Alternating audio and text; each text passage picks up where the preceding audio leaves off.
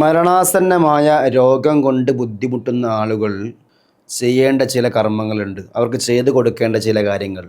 നമ്മുടെ കുടുംബത്തിലെ നമ്മുടെ ഉപ്പ, നമ്മുടെ ഉമ്മ, നമ്മുടെ കൂടപ്പിറപ്പുകൾ ആരെങ്കിലുമൊക്കെ രോഗികളായി മരണാസന്നമായ നിലയിൽ കിടക്കുന്നുണ്ടെങ്കിൽ, പ്രയാസകരമായ അവസ്ഥയിലാണെങ്കിൽ അവർക്ക് നമ്മൾ ചെയ്തു കൊടുക്കേണ്ട പുണ്യകരമാകുന്ന 4 കാര്യങ്ങൾ ഇൻഷാ അല്ലാഹ് വളരെ വ്യക്തമായി നമുക്ക് പഠിക്കാം. ഒന്നാമതായി അവർക്ക് എപ്പോഴും ഖുർആൻ പാരായണവുമായൊരു ബന്ധം സ്ഥാപിച്ചു കൊടുക്കുക. 2, മുൻഗാമികളായ നബിമാരുടെയും സ്വാലിഹീങ്ങളുടെയും മശായിഖന്മാരുടെയും ഒക്കെ ചരിത്ര സംഭവങ്ങൾ അവർക്ക് പറഞ്ഞു കൊടുക്കുക. ഖബറിനെപ്പറ്റി, മഹ്ശറയെപ്പറ്റി, നരകത്തിനെപ്പറ്റി, സ്വർഗത്തിലെ അനുഗ്രഹങ്ങളെപ്പറ്റിയൊക്കെ അവരോട് ഇങ്ങനെ സംസാരിക്കുക. അതുപോലെ ഖുൽ ഹു അല്ലാഹു അഹദ് സൂറത്ത് സ്ഥിരമായി അവരോട് ഓതാൻ വേണ്ടി പറയുക. ഖുൽ ഹു അല്ലാഹു അഹദ് സൂറത്തുൽ ഇഖ്ലാസ് അത് ധാരാളം ഓതുന്നവന് ഖൽബിൽ അള്ളാഹു ഇഖ്ലാസിനെ നിറച്ചു കൊടുക്കും എന്ന് ഹബീബുന റസൂലുള്ളാഹി സ്വല്ലല്ലാഹു അലൈഹി വസല്ലം. ഹുബ്ബുക ഇയ്യാഹ ദഖലൽ ജന്ന, സൂറത്തുൽ ഇഖ്ലാസിനെ ഇഷ്ടപ്പെട്ടാൽ, അതിനെ പതിവാക്കിയാൽ അവൻ സ്വർഗത്തിൽ കടക്കുമെന്ന് റസൂലുള്ളാഹി സ്വല്ലല്ലാഹു അലൈഹി വസല്ലം തങ്ങൾ പഠിപ്പിച്ചിട്ടുണ്ട്. മരണമാസന്നമായ ആളുകളോട് നിങ്ങൾ സൂറത്തുൽ ഇഖ്ലാസ് പതിവാക്കാൻ വേണ്ടി പറയുക. അതുപോലെ ലൗ അൻസൽനാ ഹാദൽ ഖുർആന അലാ ജബലിൻ ലറഅയ്തഹു ഖാശിയൻ മുതസദ്ദിയൻ മിൻ ഖശിയത്തില്ലാ. സൂറത്തുൽ ഹശ്ർ സൂറത്തിലെ അവസാനത്തെ 4 ആയത്തുകളാണ്. ഈ ആയത്തുകൾ മരണാസന്നമായ ആളുകളോട് ഓതാൻ വേണ്ടി പറയുക. ഓരോ ദിവസവും പ്രഭാതത്തിലും പ്രദോഷത്തിലും ഈ 4 ആയത്തുകൾ ഒരാൾ ഓതിക്കഴിഞ്ഞാൽ അവനിക്ക് 70,000 മലക്കുകളുടെ സഹായം, അള്ളാഹുവിൻ്റെ റഹ്മത്തിൻ്റെ മാലാഖന്മാരുടെ സഹായം ഉണ്ടാകും. റഹ്മത്തിൻ്റെ മലക്കുകൾ അവർക്ക് വേണ്ടി മഗ്ഫിറത്തിന് വേണ്ടി ചോദിക്കുമെന്ന് റസൂലുള്ളാഹി സ്വല്ലല്ലാഹു അലൈഹി വസല്ലം. എങ്ങനെയാണ്? ലൗ അൻസൽനാ ഹാദൽ ഖുർആന അലാ ജബലിൻ ലറഅയ്തഹു ഖാശിയൻ മുതസദ്ദിയൻ മിൻ ഖശിയത്തില്ലാ എന്ന് തുടങ്ങുന്ന സൂറത്തുൽ ഹശ്റിലെ അവസാനത്തെ 4 ആയത്ത്. ഇത് രാവിലെ ഓതുന്നവനിക്ക് വൈകുന്നേരം വരെ 70,000 മലക്കുകൾ അവനിക്ക് വേണ്ടി പ്രാർത്ഥന നടത്തും. വൈകുന്നേരമാണ് ഒരാൾ ഓതിയതെങ്കിൽ രാവിലെ വരെ അവനിക്ക് വേണ്ടി 70,000 മലക്കുകൾ പ്രാർത്ഥന നടത്തും എന്നാണ്. അതുപോലെ ആയത്തുൽ കുർസി ഓതാൻ വേണ്ടി പറയുക. ആയത്തുൽ കുർസി ഓതുന്നവൻ നിൽക്കുന്ന വഴിയിൽ ഇബ്ലീസ് ശൈത്താൻ നിൽക്കുകയില്ല എന്നാണ്.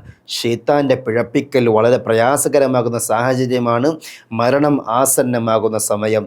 ആയത്തുൽ കുർസി പതിവാക്കിയാൽ മരണം എത്തുന്ന നേരത്ത്, മരണമാസന്നമാകുന്ന സമയത്തിൽ നമുക്ക് ശൈത്താൻ്റെ ശല്യപ്പെടുത്തലുകൾ ഉണ്ടാവുകയില്ല. ദാഹമൗത്തത് കൂട്ടിടും, ഇബ്ലീസ് കൂസിനെ കാട്ടിടും, നേരം ലഈൻ അവനാട്ടുവാൻ ബദരീങ്ങളാൽ തുണറബ്ബന എന്ന് നമ്മൾ മജ്ലിസുന്നൂറിലൊക്കെ ചൊല്ലാറുണ്ടല്ലോ. മരണം ആസന്നമാകുമ്പോൾ ഇബ്ലീസ് ലഅനത്തുല്ലാഹി അലൈഹി പിഴപ്പിക്കാൻ വേണ്ടി ഒരു കൂജയുമായി അങ്ങോട്ടേക്ക് എത്തിച്ചേരും എന്നാണ് മഹാന്മാരെ പഠിപ്പിക്കുന്നത്.